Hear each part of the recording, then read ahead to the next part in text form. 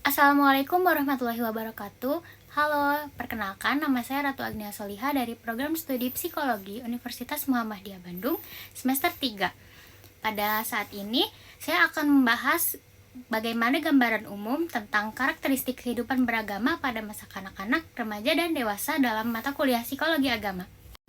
Keberagamaan pada masa kanak-kanak. Imitatif perkembangan aspek-aspek psikologis dan kemampuan anak yang berkembang lewat proses peniruan. Peniruan dari orang tua, kakak, ataupun wali yang lainnya. Superficial, belum ada keseriusan dalam diri kanak-kanak saat melakukan ritual keagamaan. Misalnya pada saat sholat, anak-anak belum mengetahui bagaimana makna dan artinya dalam melakukan sholat. Ritualistik pemahaman dalam penghayatan secara mendalam tentang ajaran agama masih belum ada. Autoritatif, anak-anak menerima agama bukan berdasarkan perkembangan rasional atau teologis, melainkan ditentukan oleh hubungan anak-anak dengan orang dewasa. Jadi, anak menentukan agamanya itu karena orang tuanya yang beragama tersebut. Jadi, anak meniru agama dari orang tuanya. Antropormis, persepsi anak-anak yang menggambarkan tentang Tuhan. Anak-anak menggambarkan tentang Tuhan itu dengan beragam gambarnya. Misalnya dengan Tuhan itu yang sangat besar, dan lain sebagainya. Yang kedua, keberagamaan pada masa remaja. Toon Wolf tahun 1991 mengadakan penelitian yang bertujuan untuk mengeksplorasi perubahan kehidupan beragama yang terjadi pada masa remaja.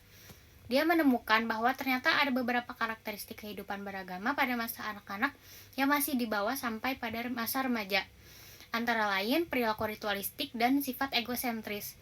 Menurut Palautjian tahun 1996, remaja ternyata tidak konsisten dengan komitmen terhadap agama. Mereka sangat religius, tetapi sekaligus tidak religius. Misalnya, saat sholat, mereka melaksanakan dengan bacaan yang benar, urutan dan rukun-rukun yang sesuai, tetapi mereka masih ragu dan bertanya-tanya mengapa mereka harus sholat. Terus, perkembangan kognitif remaja yang sudah mencapai taraf formal operasional, menurut teori Piaget, memungkinkan remaja untuk berpikir abstrak, teoritik, dan kritis. Adanya keraguan-raguan dan konflik beragama adalah karakteristik paling umum sebagai ciri kehidupan beragama pada remaja yang sangat menonjol. Hal-hal yang diragukan terkait dengan berbagai ajaran agama termasuk juga berbagai ritual ibadah. Misalnya tadi sholat, atau misalnya ritual ibadah sholat pada hari raya, atau ritual ibadah pada agama lain, misalnya pada agama Kristen yang ibadah di tiap hari Minggu. Keraguan beragama yang ditunjukkan dengan munculnya berbagai pertanyaan yang sering menimbulkan konflik pada diri remaja itu sendiri, antara lain percaya dan tidak percaya dengan ajaran agama yang dianutnya. Berbagai pertanyaan yang muncul pada masa remaja ini berbeda karakteristiknya jika dibandingkan dengan pertanyaan yang muncul pada masa kanak-kanak.